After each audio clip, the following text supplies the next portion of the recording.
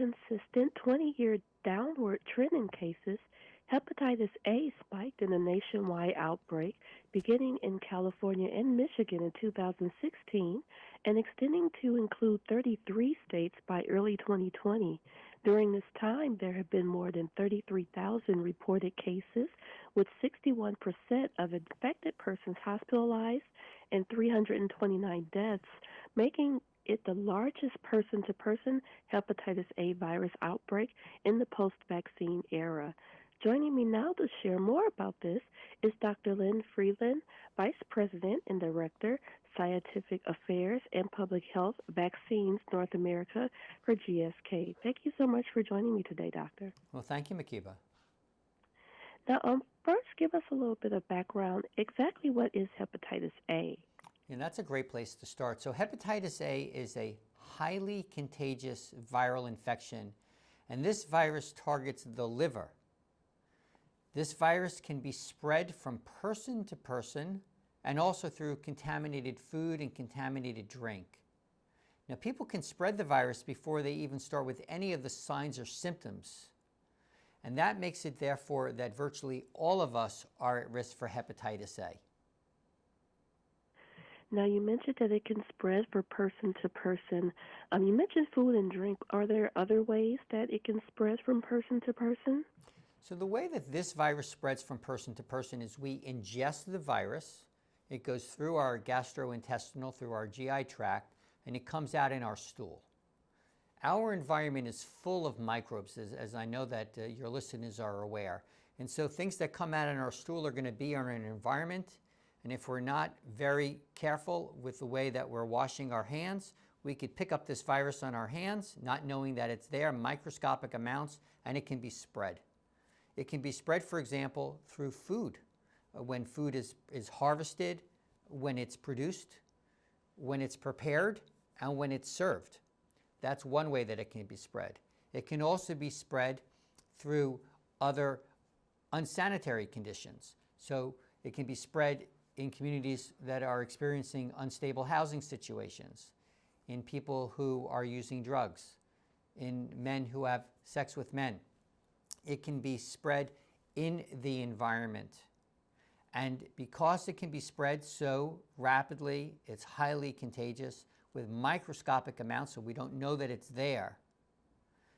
And because people can spread it before they come down with any of the signs or symptoms, this highly contagious virus can spread, and we can have, for example, outbreaks. And as you've mentioned, we have had now 33 states with outbreaks since 2016. 27 states are currently having outbreaks of hepatitis A. Upwards of 60% of people in these outbreaks have been hospitalized. And it can cause liver failure, including death. And so the best way to manage this is to prevent it, and that is through vaccination. Thank you for sharing that information about how it's spread now. First, I want to go into, before we go into other parts of hepatitis A in terms of the risk, let's talk about prevention. Now, you said vaccine, but you also mentioned how it can spread through food and other unsanitary conditions. Is there anything else that people can do to help safeguard themselves from hepatitis A? Well, absolutely. There's a lot of things that we can do to keep ourselves safe against hepatitis A and other infectious diseases, and that's through good hygienic practices. So we want to be careful and wash our hands carefully when we're in close contact with other people, and of course when we're preparing and serving food, and also storing our food under the proper storage situations. But this is not enough, because can be spread with microscopic amounts of this highly contagious virus. We want to do even more, and that is with vaccination. Vaccination is recommended by the Centers for Disease Control, by the CDC, for certain high-risk groups. We've mentioned some of them already: people with underlying chronic medical conditions, people experiencing unstable housing situations, people who are using drugs, men who have sex with men, people who are traveling to countries with high rates of hepatitis A.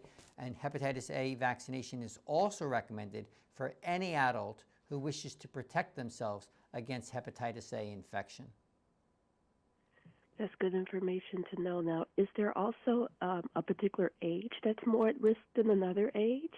So hepatitis A vaccines are recommended for children in the United States. So all children above the age of 1 since 2006 have been recommended to routinely receive hepatitis A vaccine.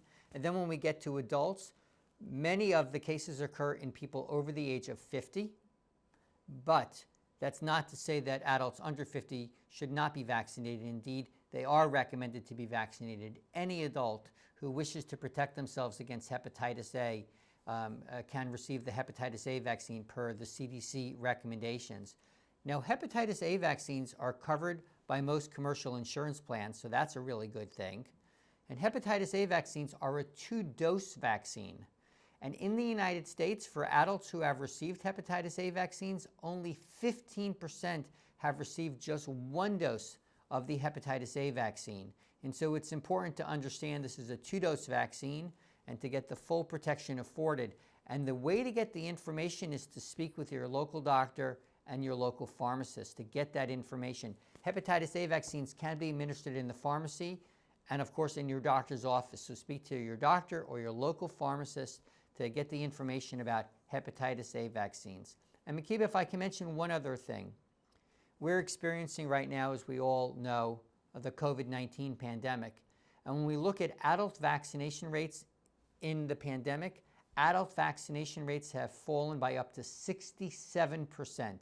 And that means that many adults have been missed the adult vaccines that are recommended for them at their age. And that can have some serious health consequences. So we want to make sure that we're not only caught up on hepatitis A vaccines, but on any of the other adult vaccines that we may have missed during the pandemic. So when you speak to your doctor or pharmacist about hepatitis A vaccines, also ask about the other vaccines that are recommended for adults. Yes, absolutely. And thank you for mentioning that as well, because it is very important to focus on all aspects of our health as well during this to make sure we're up to date with everything. Now, since this is spread so fast, tell us, what are some of the symptoms that people should look out for? Absolutely. So the symptoms can vary, but in general, they include fever, nausea, vomiting, diarrhea, lethargy, jaundice, which is a yellow tinge to our skin and to our eyes, dark urine, light-colored stools, joint pain. That's the constellation. And I do want to reinforce that people can spread this virus before they come down with any of these signs or symptoms. And that's why the best way to prevent this disease is to prevent it through vaccination. So stop it before it even starts. And again, the CDC is recommending hepatitis A vaccination for any adult who wishes to be protected against hepatitis A.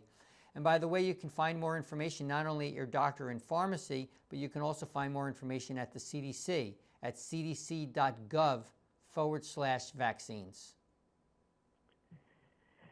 I appreciate that. And lastly, Dr. Friedland, is there any other advice that you would like to give to people who may be experiencing some of those symptoms, or who may hear this information and be a little nervous? I know you talked about food harvesting as one of the ways that this disease can spread, hepatitis A.